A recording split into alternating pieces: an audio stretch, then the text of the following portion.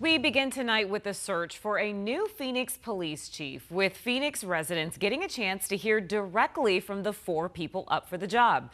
Good evening and thanks so much for joining us. For 12 News at 10, I'm Kadiba Devine. I'm Mark Curtis. The 4 candidates answered questions in front of an audience and on camera.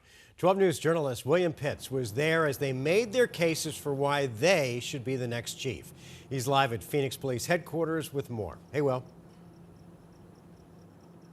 Hey guys, yeah, this is not exactly a typical job interview. It's not exactly a typical job interview even for a police chief, because whoever gets this job is going to take over a department that is under intense scrutiny and maybe even federal monitoring. 4 people want this job. Michael Sullivan is the current interim police chief. I'm the only candidate that you will hear from tonight who's been a police chief.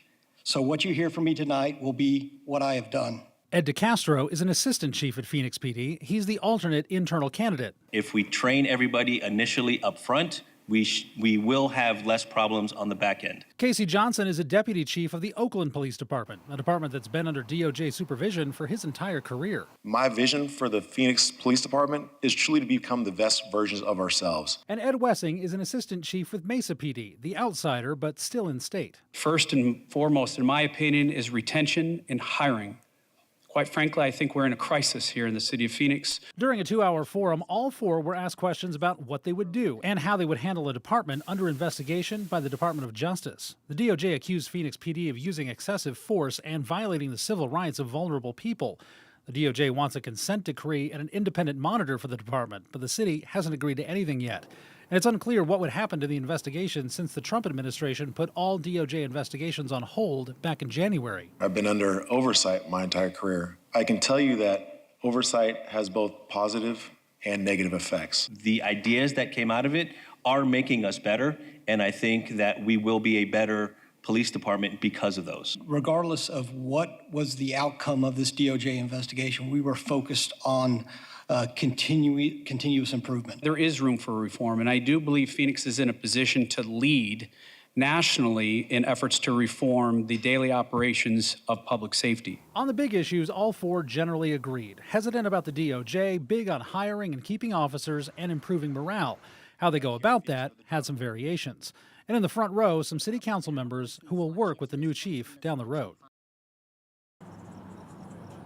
Now, one of those 4 will become the next Phoenix police chief. The city says it hopes to make that announcement sometime in April. We're live in Phoenix. William Pitts, 12 News. Well, thanks. New at 10, a man is dead after a brawl outside a Central Phoenix bar over the weekend. And now police are asking witnesses to come forward.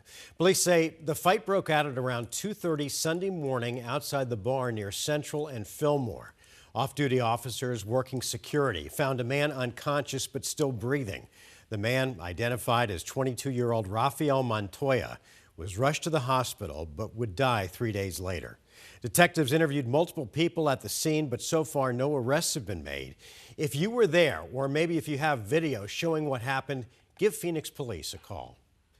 The man accused of shooting at a car and 2 resort workers in Tempe yesterday is in big trouble tonight, facing 14 felony charges. Police say 34-year-old Jesus Manuel Enriquez fired at a passing vehicle on I-10 before running through the parking lot of Tempe Diablo Stadium and then into the Tempe Buttes Resort. That's where he allegedly shot at 2 employees. One of the employees was released from the hospital today. The other was scheduled for surgery. Enriquez is facing charges for aggravated assault, attempted armed robbery, and criminal damage. Today, Arizona executed its first inmate in over 2 years. Aaron Gunches died by lethal injection just after 10:30 this morning. Back in 2002, Gunches was convicted of kidnapping and murdering a man named Ted Price. Price was concerned that his ex-girlfriend was doing drugs in front of her 2 kids, and he threatened to call CPS. She then called Gunches, who kidnapped Ted and shot him in the desert. Ted's sister Karen traveled from the East Coast to witness today's execution. Think we ever thought that this day would come. Although we've taken the final step in the legal process, the pain of losing Ted remains profound and cannot be conveyed in mere words. Karen said that there's been a hole in their family since 2002, and today's execution doesn't fill that hole, but she said that she now feels justice has been delivered. Gunches is the second death row prisoner executed in the U.S. this week. Last night, a man who murdered a woman from Arizona was put to death in Louisiana. It was Louisiana's first execution in 15 years and the nation's fifth using nitrogen gas. Jesse Hoffman Jr. was convicted for the 1996 murder of Molly Elliott, who was born and raised in Phoenix. The execution was carried out shortly after the Supreme Court declined to intervene. Arizona's wildfire season is fast approaching, and local fire departments are working to make sure that they are ready for anything. Tonight, the Scottsdale Fire Department held its first town hall to talk about their wildfire prevention strategies and best practices. Mayor Lisa Borowski was also in attendance. Scottsdale Captain Dave Folio says that it's more important than ever to keep the community in the loop on the work that goes into preventing wildfires. You know, we've had catastrophic fires in California recently, so we want to do everything we can to educate our community and actually ask them to team up with us to help us out with fuel mitigation in their area around their homes. And if you missed tonight's discussion, the fire department is planning to host another town hall on the same topic. We will keep you posted on that date and location. All right, let's talk some weather with meteorologist Chris Dunn. Chris, tomorrow, I guess, marks the first day of spring, and our temperatures are on the way up. Yeah, actually, tomorrow is going to be close to normal for this time of the year. It was a little bit cooler than normal today with a high of 73. We'll make it into the upper 70s by 2 p.m., 80 degrees by 4 o'clock. Right around 80 degrees is normal for this time of the year, and fairly light winds, so no huge breezes on the way for tomorrow. Then as we get into the weekend, we'll have strong sunshine pushing those temperatures well into the 80s. Sunglasses and sunblock, that's what you're going to need. Then heading into next week, we're going to talk about a heat wave. Arizona temperatures way above average. Our storm track stays well to the north, so we stay dry and we stay quite warm. In fact, next week we're talking about the possibility of record heat, valley high temperatures in the 90s. Heat stress for the elderly and our visitors are just not used to this kind of heat this early in the year. We'll talk about how hot it's going to get and how close we'll get to some records, and I think we might break one or two of those coming up with your Valley Impact forecast. All right, Chris, thanks. Tonight we have an update on the Isaac School District's ongoing financial crisis. They're now planning on closing 2 schools along with the district's online academy. Parents received a letter from the district yesterday saying they were moving ahead with plans to close PT Co Elementary, Moya Elementary, and also shut down their online academy for the upcoming year. The students currently attending those schools would be transferred to a different school. Right now, the district is dealing with a $28 million deficit. The school board will meet next Thursday to discuss the plans. New at 10, the Phoenix Suns are helping their fans experience home games in a whole new way. New groundbreaking technology is helping those who are blind or visually impaired be able to feel the action that's happening on the court. 12 News journalist Chase Golightly shows us how it works. The Phoenix Suns are one of just 3 NBA teams that have this. It's called One Court. And by simply placing your hand right on the panel, you can feel the whole game happen right at your fingertips.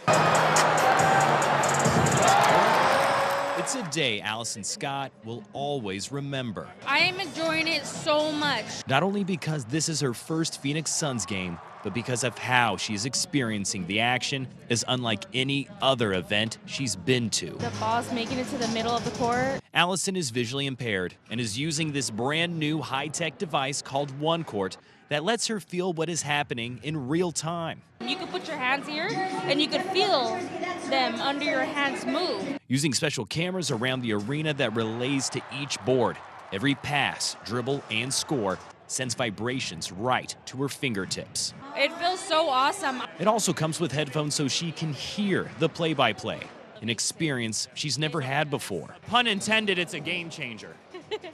Definitely a game changer for sure. It just rolled out a few weeks ago. Sarah Cranbiel, the executive director for the Phoenix Suns Phoenix Mercury Foundation, says these devices that just sit on your lap will be available at all home games, free of charge to fans. We are all about making our games and our sport inclusive for our fans. And so we looked into the program and looked into the devices, and immediately we said, absolutely, we have to have these available for our fan base. Wanting everyone to be able to experience the fun and excitement. And it's that feeling of inclusion that made Allison a now lifelong Suns fan. Being able to feel like another just individual, having a good time just like anybody else. And it really does mean a lot to me.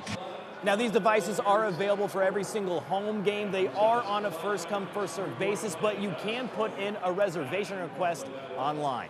We're in the PHX Arena. Chase Golightly, 12 News. Wow, that's such a great tool. All right, Chase, thank you.